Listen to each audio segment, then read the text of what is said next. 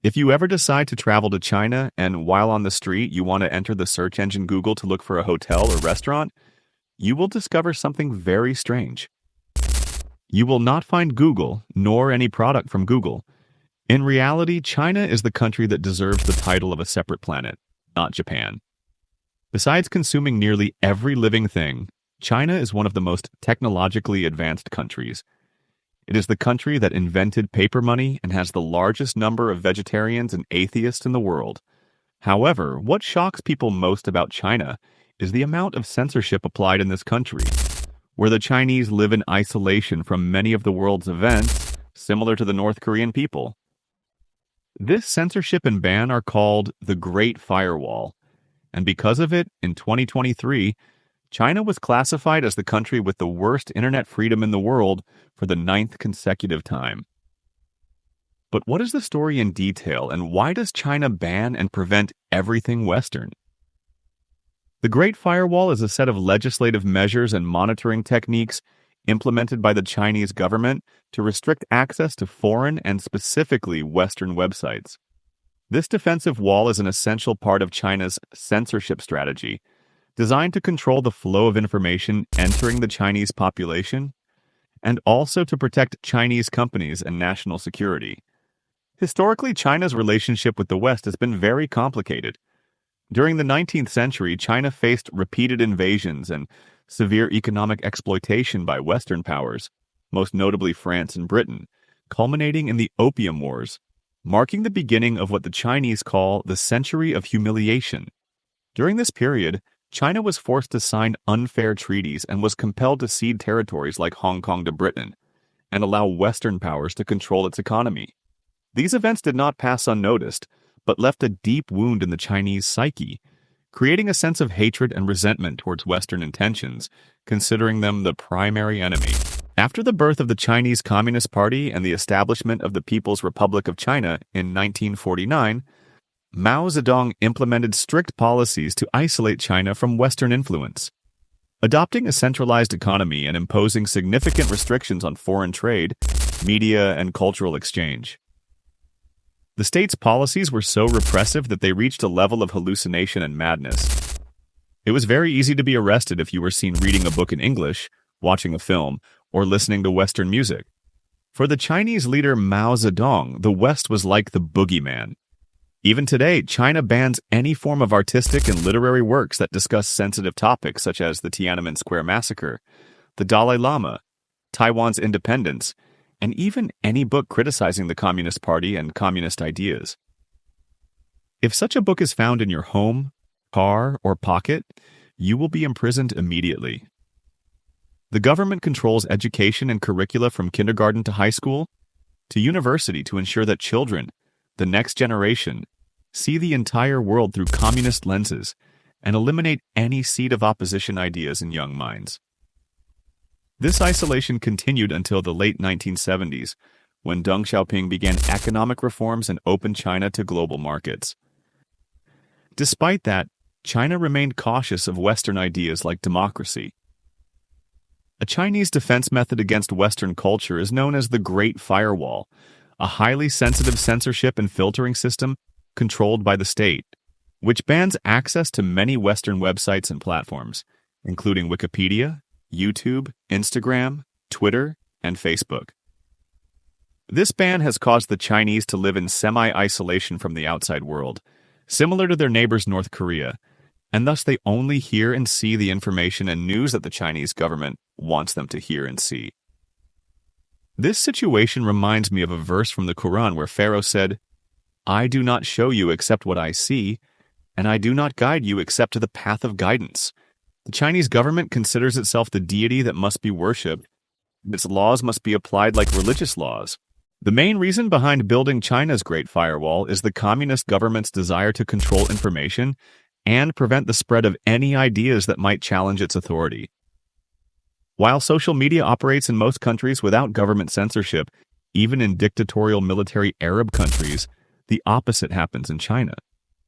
For this reason, you rarely hear of popular protests or boycotts or acts of popular rebellion against corruption and economic weakness in China. It feels as if the Chinese have been programmed to live in a way that resembles robots. They learn, execute, and do not criticize. Not because they are afraid of criticism, but because they were born and raised in this repressive atmosphere surrounding them, which pushed them towards reshaping their brains. By controlling social media, the internet, and media, and information sources in general, the government ensures its ability to steer discussions and trends online and promote its narratives. In 1996, China issued its first regulations on internet content, and in 2002, it banned the search engine Google. Yes, Google has been banned in China for 23 years. In 2009, in response to riots in Urumqi, Xinjiang, the Chinese government banned Facebook, Twitter, and YouTube due to national security concerns. Google withdrew from China in 2010 after refusing to comply with censorship demands, and 4 years later, Instagram was banned following protests in Hong Kong, followed by WhatsApp in 2007 due to its encryption policy that prevents the Chinese government from tracking and tracing users and their private information. The U.S.-China trade war between 2018 and 2019 increased these restrictions, leading to tighter laws and penalties on American companies. Besides the historical hostility between China and the West, what most frightened them was the Arab Spring and the subsequent events and chaos and comprehensive war, where the main hero of all those events was social media, specifically Facebook, which organized protests and documented everything and sometimes broadcasted live. The Chinese government closely monitored everything and witnessed the danger of social media in organizing protests, so it decided to ban them forever. Naturally, since applications like Facebook, Twitter, Google, Instagram, and Wikipedia are massive global applications that are hard to do without, China did not sit idly by, but instead created alternatives for all those platforms and encouraged the Chinese to use them. They created the Baidu browser as an alternative to Google, WeChat as an alternative to WhatsApp and Facebook, and Weibo as an alternative to Twitter.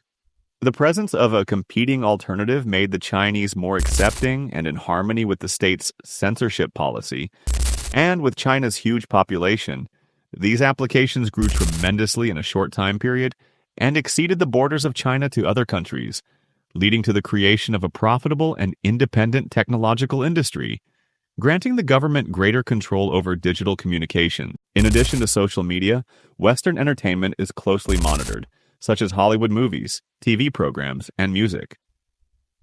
The Chinese government limits the number of Western movies shown in cinemas, and these films often go through a censorship process first, where requests are made to production companies to delete and modify some scenes that address sensitive topics, including criticism of elders, promoting homosexuality and transgender individuals, and showing scenes of excessive violence.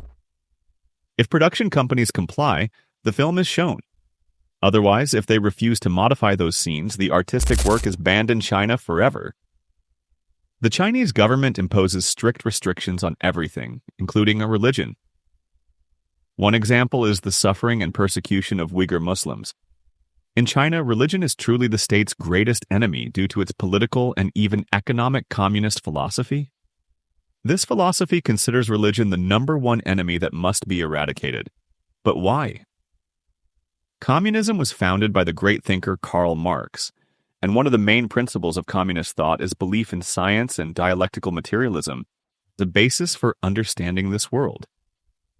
In contrast, religion from the communist perspective is merely superstition or an unscientific explanation of natural phenomena, making religion incompatible with scientific progress. One of Karl Marx's most famous sayings is that religion is the opium of the people. Karl Marx believed that religion was used by the ruling aristocratic class as a tool and means to distract the working class, the proletariat, and thus, in his view, religion offers promises of eternal salvation in the afterlife, instead of encouraging people to struggle to improve their economic and social conditions in this world. Relatively, only in this part of his speech is he right, and the best evidence of this for us as Muslims are the palace and sultan scholars, those scholars who use religion to distract the general people and repeat phrases in their ears that God loves the poor and that most of the people in paradise are poor. So they are content with reality and poverty because this is their provision, and they will not escape it and will find true wealth in the afterlife. As for the rich and corrupt, do not pursue them, because their punishment will be, God willing, on the day of judgment in the afterlife. We live this hypocrisy and this daily hypnosis in our lives. How many Friday sermons pass through with political messages, and you know that those messages aim to brainwash the human being and keep them under the complete control of the ruler, which no one can deny? Communism considers religion a competitor to the ruling authority, since it often has strong institutions with a large popular base, like the church or mosque. These institutions enjoy political and social influence and are thus considered a threat to the state's authority, potentially creating parallel power centers or opposition to the communist regime. In communist countries like the Soviet Union, China, and North Korea, religion was systematically suppressed and crushed. For example, in China, temples, churches, and mosques were destroyed during the Cultural Revolution, led by Mao Zedong. In the Soviet Union, clergy were persecuted, church properties were confiscated, and any religious influence on society was removed, replaced with purely atheist communist ideology. Communism sees that religion often supports the growth of the capitalist system by spreading values like patience and acceptance of injustice. Therefore, for the communist system, eliminating religion is, in itself, part of the struggle against capitalism and building a comprehensive socialist society. However, when you study the subject carefully from all angles, you discover that the Chinese communist system is applying the same principles for which it fights religion. The state system itself has turned into a narcotic, where the Chinese people are programmed to worship the system and not believe in any ideology except the communist ideology alone. Anyone who believes otherwise is an infidel and outside the sect, the atheist sect. The Chinese Communist government bans criticism or opposition among people and strikes with an iron hand anyone who thinks of approaching authority.